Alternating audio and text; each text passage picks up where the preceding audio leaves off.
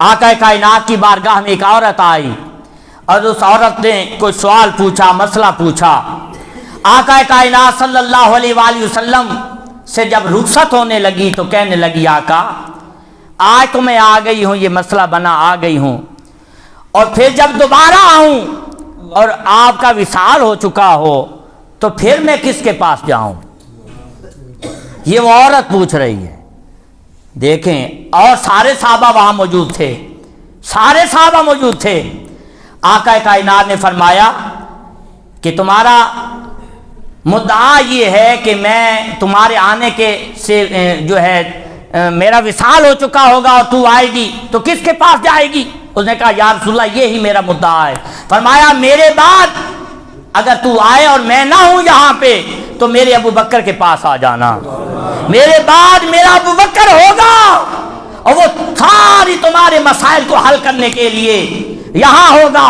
अरे मेरे बाद जब आना तो मेरे अबू बकर के बाद आ जाना, मेरे अबू बकर की जो है कुर्बत में आ जाना, मेरे अबू बकर की सोबत में आ जाना और अपने मसाइल को इनके सामने पेश करना, ये हल करेंगे। जाते हुए अबू बकर को मुंतखब फरमाया।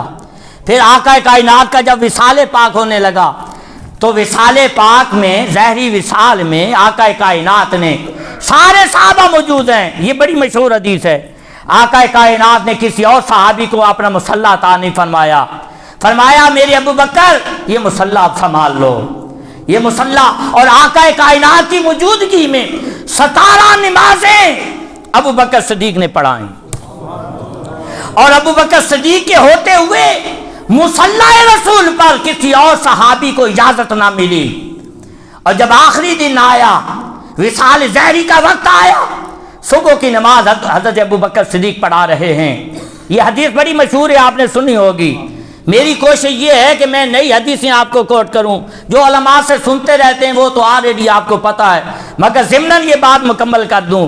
आका कायनात ने सुबह की नमाज में जब देखा वो जमात करवा रहे हैं, आका कायनात ने हुजरा मुबारक से वो चेहरा मुबारक बाहर निकाला और देखा तो आका कायनात को जब आवाज़ सुनी अबू बकर सिद्दीक ने तो उन्होंने ऐसे मुड़ के देखा, नमाज के अंदर ही देखा। ये बुखारी मुस्लिम की हदीस है।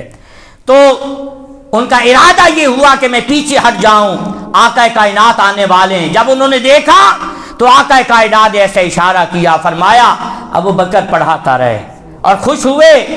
और उसी दिन आपका विसाल ज़हरी हो गया। साबित क्या हुआ कि आका कायनात दुनिया से ज़हरी पर्दा फरमाते हुए ये गोया उम्मत को ये बता के गए कि ये मुसल्ला मोहम्मद मुस्तफ़ा का, ये मुसल्ला अबू बकर के हवाले है। मुस्तफ़ा अपनी जिंदगी में अपना खलीफा बना के जा रहा है। जब तक अबू बकर है ये मोहम्मद मुस्तफ़ा का मिंबर जो है मेरे अबू बकर के हवाले रहेगा। ये मुसल्ला मेरे मुस्तफ़ा का जो मुसल्ला है, ये मुसल्ला मेरे अबू बकर का है। आका ये फरमाना चाहते थे, इशारा किया, अबू बकर मैं खुश हूँ, जमात करवाता रहे, और खुश हुए। तो आका कायनात सल्लल्लाहु ने फरमाया वो औरत को कि फरमाया कि जब मेरे बाद आना तो मेरा अबू बकर होगा, तुम इसके पास आ जाना। फिर आका ने फरमाया, अबू सईद खुद ही फरमाते हैं, अबू बकर के मुझ पर बड़े एहसान है, इसने अपना माल सारा मुझ पर खर्च कर दिया। जब जान देने का वक्त आया अबू बकर ने अपना घर बार छोड़ दिया और अपनी जान भी मेरे हवाले कर दी। फरमाया, तमाम लोग सुन ले, मेरे अबू बकर के मुझ पर बड़े एहसान हैं। बताना ये चाहते हैं लोगों, ऐसे ना अबू बकर को बुरा भला कहते रहना। मोहम्मद मुस्तफ़ा इतना प्यार करते हैं अबू बकर से कि जाते हुए भी फरमा रहे हैं कि अबू बकर आपके मुझ पर बड़े एहसान हैं। ये जुमला कोई आम जुमला नहीं है, ये कोई आम बात नहीं है कि मुस्तफ़ा करीम फरमा रहे हैं अबू बकर आपके मुझ पर बड़े एहसान हैं। फिर अब्दुल्लाह इब्न अब्बास से रवायत है, आका कायनात ने फरमाया, ये हदीस भी बड़ी तवज्जो तलब है।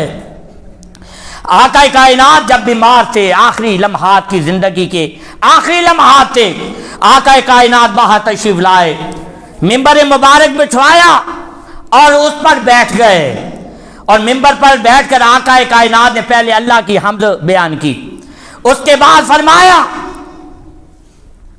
کہ لوگوں تم سب نے قربانیاں دی ہیں، تم سب نے قربانیاں دی ہیں، مگر اپنی جان اور مال مجھ پر قربان کرنے والا میرا ابو بکر ہے، یہ میرے مصطفیٰ نے کہا۔ اور اس کو امام بخاری اور امام نسائی نے بیان کیا، فرمایا لوگوں تم نے سب نے قربانیاں دی ہیں، مگر یاد رکھو یہ زندگی کی آخری لمحات میں آقا فرما رہے ہیں کہ میرے ابو بکر نے اپنی جان اور اپنی مال سے میری بہت مدد کی ہے، اور مجھ پر جو ہے ابو بکر کا اتنا احسان ہے کہ ابو بکر کا احسان قیامت کے دن ہم اتاریں گے، دنیا میں نہیں اتارا، یہ دنیا میں نہیں اتارا، قیامت کے دن ابو بکر کا احسان اتارا جائے گا۔ اتنے احسان ہیں نبی مکرم پر ابو بکر کے، یہ آقا فرما رہے ہیں۔ پھر آگے آقا کائنات صلی اللہ علیہ وآلہ وسلم نے ارشاد فرمایا ابو بکر سے محبت اور ان کا شکر ادا کرنا میری امت پر واجب ہے، یہ حدیث ہے، آقا کائنات نے فرمایا۔ اور اس حدیث کو بیان کرتے ہیں امام دہلوی اور خطیب بغدادی تاریخ بغداد کے اندر کہ آقا نے فرمایا میرے ابو بکر کے مجھ پر اتنے احسان ہیں کہ میں اپنی امت کو کہہ کے جا رہا ہوں کہ میرے ابو بکر سے محبت بھی کرے اور ان کا شکر بھی ادا کرے، اور میرے ابو بکر سے محبت کرنا اور میرے ابو بکر کا شکر ادا کرنا میری امت پر واجب ہے، یہ وجوب ہے اس امت پر کہ وہ ابو بکر صدیق کی شان بیان کرے، نہ کہ ان کی شان گھٹانے میں کانفرنسیں کرنے لگ جائیں، ان کی عظمتوں اور کمالات کو گھٹانے میں اپنی کانفرنسیں کرنے لگ جائیں، کام الٹ کر دیا۔ مصطفیٰ فرماتے ہیں کہ میرے ابو بکر سے محبت کرنا، میرے ابو بکر کا شکر ادا کرنا، اور یہ ابو بکر سے دور کرنے کے لیے لوگوں کو اکٹھا کر رہے ہیں۔ کیسے لوگ ہیں؟ پھر آقا کائنات صلی اللہ علیہ وآلہ وسلم نے ارشاد فرمایا، آخری حدیث سن لیں، فرمایا کہ ہر ایک کا احسان ہم چکا کے جا رہے ہیں، ہر ایک کا احسان ہم چکا کے جا رہے ہیں، مگر ابو بکر وہ ہے جس کا احسان قیامت کے دن میرا رب چکائے گا، یہ وہ شان والے ابو بکر ہیں۔